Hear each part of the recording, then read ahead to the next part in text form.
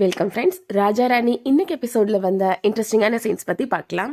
சரவணன் அவரோட பைக்கை ஸ்டார்ட் பண்றாரு. ஆனா அது ஸ்டார்ட் ஆக மாட்டேங்குது. ஆதி போய் பார்த்துட்டு பெட்ரோல்லாம் இருக்குதானே அப்படின்னு கேட்கிறாரு. சரவணன் சொல்றாரு, அதெல்லாம் இருக்குதுடா, என்ன பிரச்சனைன்னு தெரியல அப்படின்னு சொல்றாரு.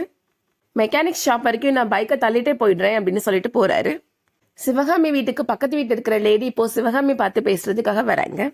உன் மருமக கார்ல சீறிட்டு போறா, உன்னோட பையன் ஓட்ட பைக்கை தள்ளிட்டு போறான் அப்படின்னு கேக்குறாங்க. உன் மருமக தான் சம்பாதிக்க ஆரம்பிச்சிட்டால, புருஷனுக்கு பைக் வாங்கி தர மாட்டாளா அப்படின்னு கேக்குறாங்க. சிவகாமி சொல்றாங்க, என்னோட பையனுக்கு சுக்கிர தசை ஆரம்பிச்சிருச்சு, என் பையன் காரே வாங்கிடுவான் அப்படின்னு சொல்றாங்க. ஆதிட்ட சிவகாமி, ஒரு கார் வாங்குறதா இருந்தா எவ்வளவு ரூபாய் ஆகும் அப்படின்னு கேக்குறாங்க. 5 லட்ச ரூபாய் இருந்தாலே வாங்கிடலாமா அப்படின்னு சொல்றாரு ஆதி. இனிஷியல் பேமெண்ட்டா 2-3 லட்ச ரூபாய் மட்டும் கட்டினா போதுமா அப்படின்னு சொல்றாரு. அந்த பணத்தை ரெடி பண்றேன், நான் சரவணனுக்கு கார் வாங்கி கொடுக்க போறேன் அப்படின்னு சிவகாமி சொல்றாங்க. அடுத்ததா சந்தியாவோட எஸ்பி இப்போ சந்தியாவுக்கு ஒரு ரவுடியை என்கவுண்டர் பண்ணணும் அப்படின்னு அசைன்மெண்ட் கொடுக்குறாரு. எனக்கு என்கவுண்டர்ல எல்லாம் உடன்பாடு இல்லை சார், ஒரு உயிரை எடுக்கிறதுக்கு நாம யாரு சார் அப்படின்னு சொல்லிட்டு இருக்கிறாங்க சந்தியா. விசாரணை பண்ணாம என்கவுண்டர் எப்படி சார் பண்றது அப்படின்னு சொல்றாங்க. அந்த எஸ்பி சொல்றாரு, அந்த ரவுடி பல குழந்தைகளோட வாழ்க்கையவே நாசம் பண்ணியிருக்கிறான் அப்படின்னு சொல்றாரு.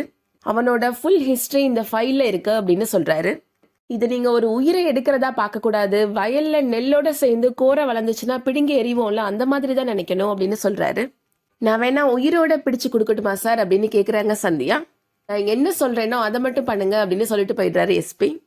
இதுக்கிடையில சிவகாமி இப்போ அவங்களோட நகையை அடகு வச்சு பணம் வாங்குறதுக்காக அடகு கடைக்கு வராங்க. 3 லட்ச ரூபாய் பணம் கொடுங்கப்பா அப்படின்னு சொல்லி கேக்குறாங்க. நம்ம கடை பக்கமே வராதவங்க நீங்க, உங்களை பார்த்த உடனே எனக்கு ரொம்ப ஷாக் ஆயிடுச்சு அப்படின்னு அந்த கடைக்காரர் சொல்றாரு. அப்படி என்ன கஷ்டம் வந்துச்சு உங்களுக்கு அப்படின்னு கேட்குறாரு. கஷ்டம்லாம் எதுவும் இல்லைப்பா, என்னோட பையனுக்கு நான் கார் வாங்கி கொடுக்கணும்னு நினைச்சேன், அதுக்காக தான் இந்த பணம் கேட்டு வந்திருக்கிறேன் அப்படின்னு சொல்றாங்க சிவகாமி. கடைக்காரருமே இப்போ பணம் கொடுக்குறாரு, அதை வாங்கிட்டு சிவகாமி இப்போ வராங்க. சிவகாமியை ஃபாலோ பண்ணிட்டே ஒருத்தன் பின்னாடியே வரா. ரோட் கிராஸ் பண்ணும்போது கரெக்டாக சிவகாமி கையில இருந்த பைய பிடுங்கிடுறான். சிவகாமி அவனை துரத்திட்டே ஓடி வராங்க. அந்த வழியில இப்போ கவிதா நின்றுட்டு இருக்கிறாங்க. அந்த ரவுடி கையில இருந்து அந்த பைய வாங்கிடுறாங்க கவிதா. ஆனா அந்த ரவுடி கவிதாவோட கைய கத்திய வச்சு கிழிச்சு விட்டுறான். ரவுடி தப்பிச்சு இப்ப அங்க இருந்து போயிடுறான். சிவகாமி வாமா ஹாஸ்பிட்டல் போலாம் அப்படின்னு கூப்பிட்டு இருக்கிறாங்க.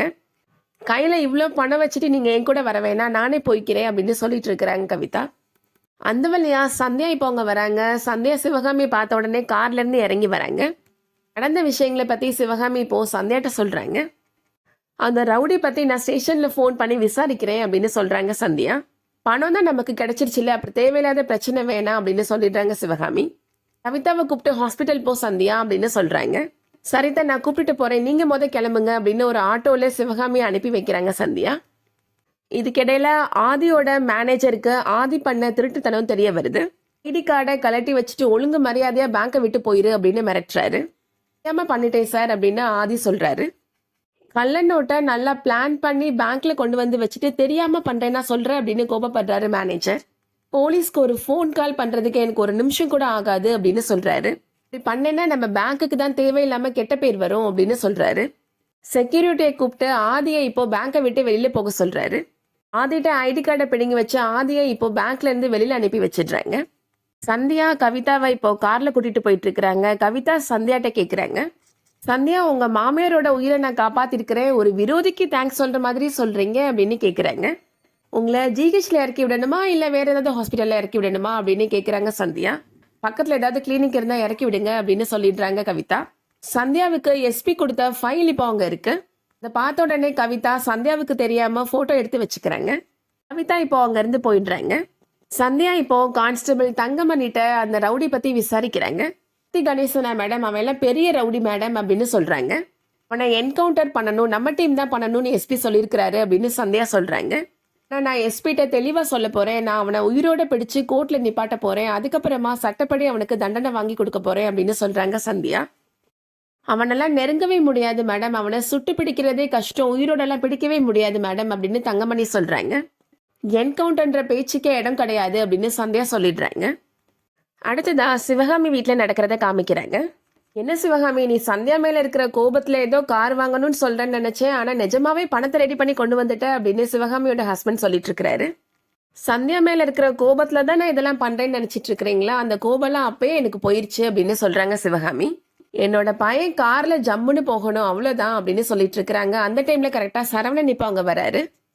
என்னப்பா அம்மா ரொம்ப சந்தோஷமா இருக்கிறாங்க அப்படின்னு கேக்குறாரு.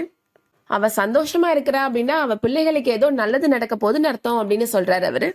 சரவணன் கேக்குறாரு, யாருக்கு நல்லது நடக்க போகுது, ஆதிக்கா செந்திலுக்கா அப்படின்னு கேக்குறாரு. இவங்க 2 பேருக்கும் முன்னாடி என்னோட மூத்த பையன் இருக்கிறான்ல, அவனுக்கு தான் நல்லது நடக்க போகுது அப்படின்னு சொல்றாங்க சிவகாமி. சிவகாமி சரவணன்ட்ட சொல்றாங்க, இதுல 3 லட்சம் ரூபாய் பணம் இருக்கு, இதை முன்பணமா கட்டி உனக்கு ஒரு பிளஸர் கார் வாங்கிக்கோப்பா அப்படின்னு சொல்றாங்க. அதை கேட்ட உடனே ஒன்றும் புரியாம சரவணன் முழிக்கிறாரு. அதோட இன்னைக்கான எபிசோட் முடியுது. இந்த வீடியோ உங்களுக்கு பிடிச்சிருந்துச்சுன்னா லைக் பண்ணிக்கோங்க. ரெகுலர் சீரியல் அப்டேட்ஸ்க்கு நம்ம சேனலை சப்ஸ்கிரைப் பண்ணிக்கோங்க. தேங்க்ஸ் ஃபார் வாட்சிங்.